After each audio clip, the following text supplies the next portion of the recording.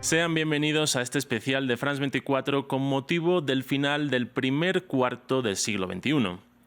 Estos 25 años han estado marcados por conflictos bélicos, crisis económicas, una pandemia, pero también por el formidable avance científico y tecnológico en multitud de campos. Por este motivo, en France 24 queremos presentarles los 10 hechos que marcaron este siglo, algunos de los cuales conversaremos con nuestro invitado, el profesor Felipe Cifuentes, doctor en Historia y director de la carrera de Relaciones Internacionales en la Universidad Javeriana de Bogotá.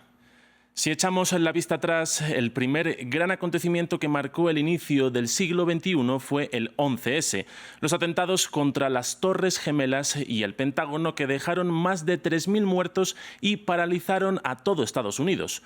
Su autor fue Al-Qaeda, un grupo terrorista yihadista liderado por Osama Bin Laden, y la respuesta del entonces gobierno de George W. Bush se hizo sentir durante los siguientes años por medio de la declarada como guerra contra el terrorismo. Más en el siguiente informe. Un golpe contra el corazón financiero y militar de la potencia mundial. El ataque contra las Torres Gemelas y el Pentágono el 11 de septiembre de 2001 supuso una respuesta sin precedentes de Estados Unidos en lo que se llamó la guerra contra el terrorismo. El primer paso fue invadir Afganistán para derrocar al régimen talibán que operaba desde 1996. La justificación que arguyó el expresidente George W. Bush es que este país sirvió de base de operaciones para el grupo yihadista Al-Qaeda y su líder Osama Bin Laden. Bajo mis órdenes, el ejército de los Estados Unidos ha iniciado ataques contra los campos de entrenamiento terroristas de Al-Qaeda y las instalaciones militares del régimen talibán en Afganistán. Estas acciones, cuidadosamente dirigidas, están diseñadas para interrumpir el uso de Afganistán como base de operaciones terroristas y para atacar la capacidad militar del régimen talibán. La invasión internacional tumbó al gobierno talibán en unos meses. Sin embargo, Afganistán no sería el único objetivo de esta guerra en Medio Oriente. En marzo de 2003, Estados Unidos invadió Irak bajo la excusa de que Saddam Hussein, quien había liderado con mano de hierro ese país durante décadas, era aliado de Al-Qaeda y poseía armas de destrucción masiva, algo que nunca se demostró tras tumbar a Saddam. A pesar de la caída de ambos gobiernos, estallaron conflictos internos en ambos países, una situación que costó cientos de miles de vidas en Medio Oriente y que dio alas a la creación de otros grupos yihadistas, como Estado Islámico, que aprovechó el vacío de poder en Irak y Siria. Todo ello para que, tras 10 años y miles de millones de dólares gastados, Washington pudo confirmar la muerte de Osama Bin Laden. El mundo es más seguro, es un lugar mejor, gracias a la muerte de Osama Bin Laden.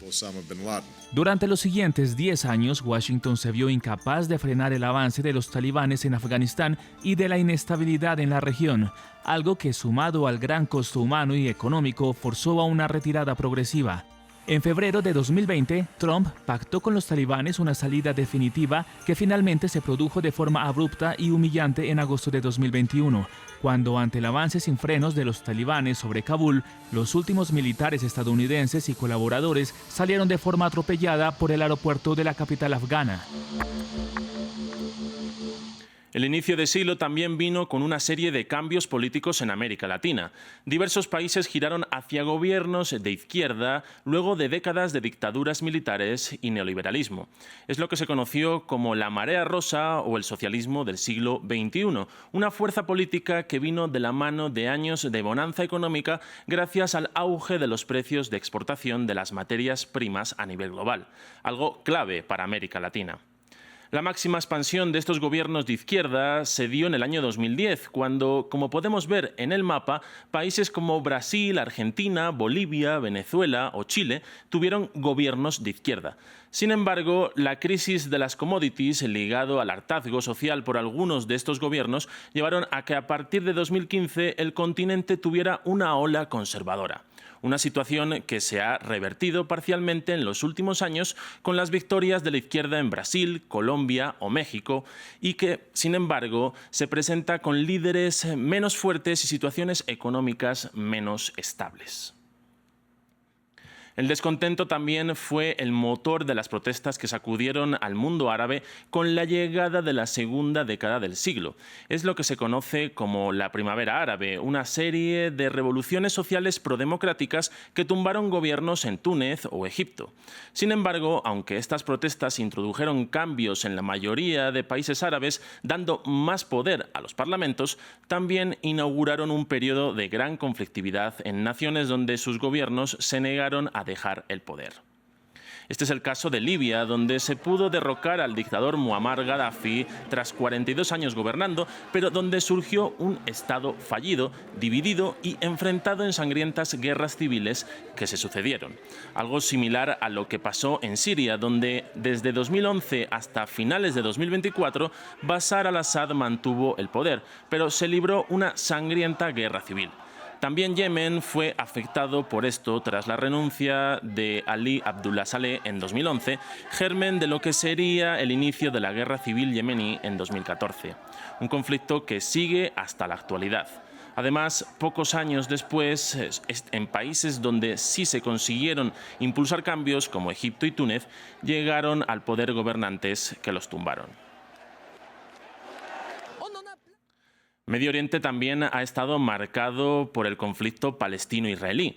Tras el fracaso de la cumbre de Camp David del año 2000, Palestina vivió la segunda intifada y el ascenso de Hamás como partido clave, llegándose a apoderar de la franja de Gaza. Una situación que degeneró en varias guerras e invasiones israelíes sobre el enclave palestino, entre ellas la de 2008 y la de 2014, que dejaron miles de muertos. Aunque de todas ellas, la más sangrienta fue la que ocurrió tras el 7 de octubre de 2023. Ese día, el grupo islamista Hamás penetró en territorio israelí y mató a más de 1.200 personas y secuestró a otras 240. La respuesta del gobierno de Benjamín Netanyahu fue invadir y bombardear el enclave, matando en 2 años a más de 70.000 palestinos y provocando una hambruna entre la población, algo que ha suscitado acusaciones de crímenes de guerra e incluso genocidio entre la comunidad internacional. A pesar del más reciente alto el fuego logrado, el conflicto está lejos de resolverse.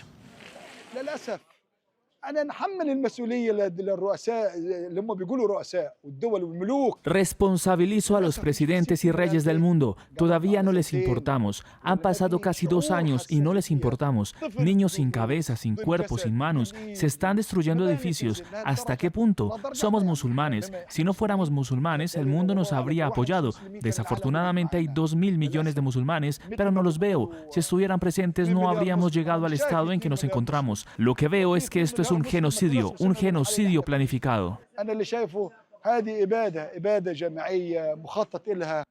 Un conflicto prolongado como el que también existe entre Rusia y Ucrania, que también está lejos de terminar. El 24 de febrero de 2022, Rusia lanzó una invasión a gran escala contra Kiev, que ya ha costado la vida a decenas de miles de personas en ambos lados y que actualmente hace que Moscú ocupe varias regiones ucranianas, como Donetsk, Lugansk, Jersón y Zaporilla. Sin embargo, el conflicto viene de mucho más atrás. Tras su independencia de la Unión Soviética en 1991, Ucrania siempre estuvo dividida políticamente entre quienes querían acercarse a la Unión Europea y quienes preferían Moscú. De esta forma, durante el gobierno del prorruso Víktor Yanukovych, miles de personas protestaron en Kiev contra la suspensión del acuerdo de asociación con la Unión Europea. Un enfrentamiento que llevó a la dimisión y huida del mandatario, pero que provocó rebeliones separatistas en la región de Crimea, que se unió a Rusia tras un cuestionado referendo en 2014, y también en las de Donetsk y Lugansk, que autoproclamaron su independencia e iniciaron la guerra del Donbass contra el nuevo gobierno de Kiev. Esa guerra se prolongó por años hasta que Putin decidió invadir toda Ucrania con la excusa de ayudar a estas regiones. He tomado la decisión de llevar a cabo una operación militar. Quien quiera que intente interferir con nosotros y más aún crear amenazas para nuestro país, nuestro pueblo, debe saber que la respuesta de Rusia será inmediata y le llevará a consecuencias que nunca han experimentado en su historia. Dejando de lado los conflictos, dos eventos epidemiológicos marcaron este siglo. El primero, la irrupción del virus COVID-19, una enfermedad respiratoria de fácil contagio que provocó cientos de millones de contagios y al menos 7 millones de fallecidos. Durante los primeros meses del año 2020, el mundo vio cómo decenas de países se confinaban y cerraban sus fronteras y economías ante el temor de un colapso sanitario por el virus. Esta situación se prolongó más o menos en función de las políticas internas de cada nación, pero la apertura no se pudo ver hasta la llegada de la vacunación masiva a partir del año 2021. El otro fue un avance positivo en la lucha contra el SIDA. A lo largo de este siglo, el VIH, virus causante de esta enfermedad, ha pasado de ser un factor alto de mortalidad, como lo fue en los años 80 y 90, a un problema para el que existe una solución que permite prolongar la vida a los enfermos. Estos son los antirretrovirales, capaces de reducir la presencia del VIH hasta mínimos que hacen incluso que no se pueda contagiar. De momento no hay una cura total ni una vacuna, aunque los científicos siguen estudiando la posibilidad de que se desarrolle alguna. A pesar de todo, la lucha contra el SIDA sigue siendo muy desigual, ya que los enfermos que viven en países pobres tienen un menor acceso a medicamentos, algo que sigue causando mortalidad. A este punto del especial hemos analizado ya 7 de los eventos clave que han marcado este siglo, pero para abordar los 3 últimos quiero dar la bienvenida a Felipe Cifuentes, doctor en Historia y director de la carrera de Relaciones Internacionales de la Universidad Javeriana, en Bogotá. Con el profesor vamos a hablar de 3 cuestiones clave que son fundamentales para comprender la geopolítica actual. Doctor Cifuentes, bienvenido. Muchas gracias, Álvaro, por la invitación. La primera de estas cuestiones es el auge como potencia de China y su relación de rivalidad con Estados Unidos en estos últimos años. ¿Qué nos puede contar sobre esto? El ascenso y auge de China le está dando forma a este siglo XXI.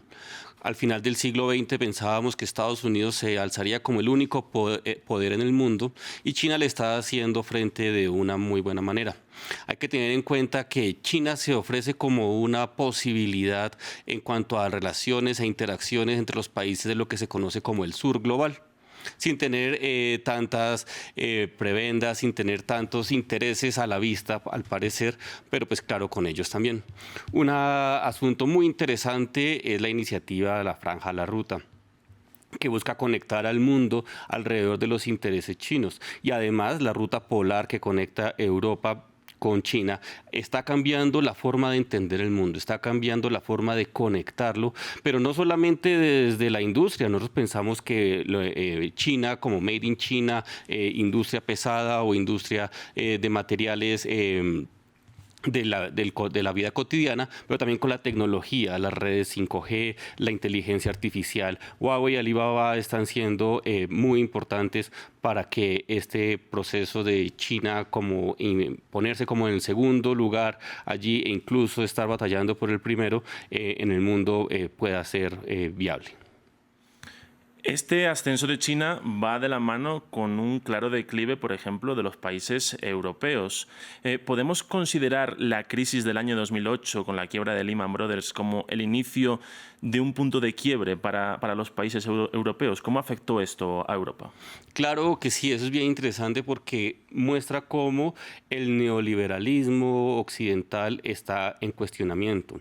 Ese neoliberalismo que decía que el Estado no debía participar en la economía, dejó quebrar a Lehman Brothers, como dices, y la economía se iba a venir de para abajo hasta que ya se dejó la ortodoxia y dejaron estos e invirtieron mejor en el salvamento de estos bancos.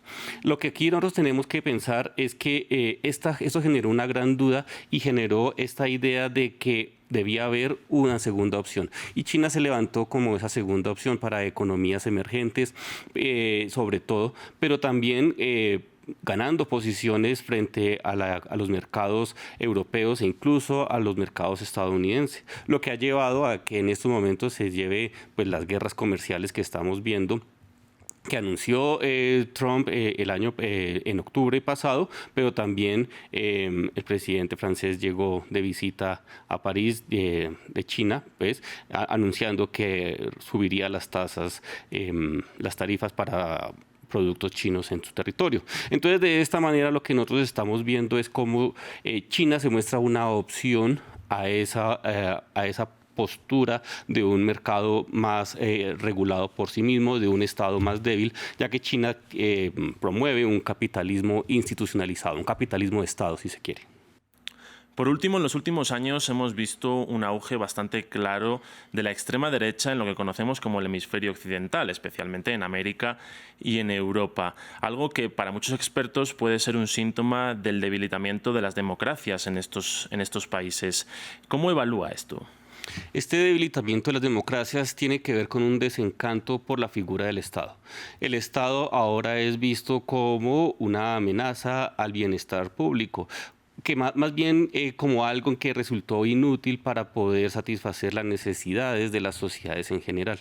En ese sentido, lo que hay que ver es cómo estas nuevas derechas se entienden a sí mismos como liberales, pero como liberales del siglo XIX, algo que es de pronto una falacia argumentativa en este sentido. Caso contrario, lo que ocurre en China, donde el Estado se hace fuerte y controla todas las acciones económicas, al menos, y demás, pues políticas de sus sociedades.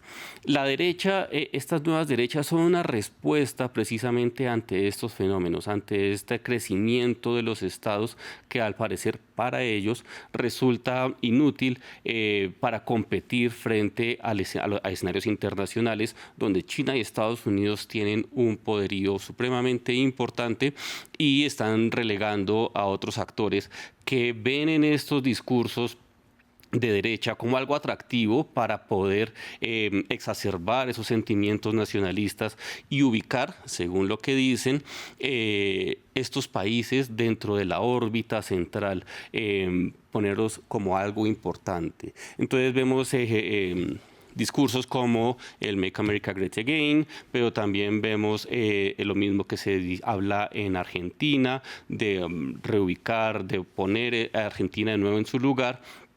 Y asimismo, otro tipo de discursos de partidos de ultraderecha en España, en Alemania, en el Reino Unido, pero también en Francia. Pues doctor Felipe Cifuentes, muchísimas gracias por estar en France 24. Muchas gracias a ti por la invitación. Hasta aquí este programa especial sobre los eventos clave de este primer cuarto del siglo XXI. En la producción estuvo Giovanni Agudelo.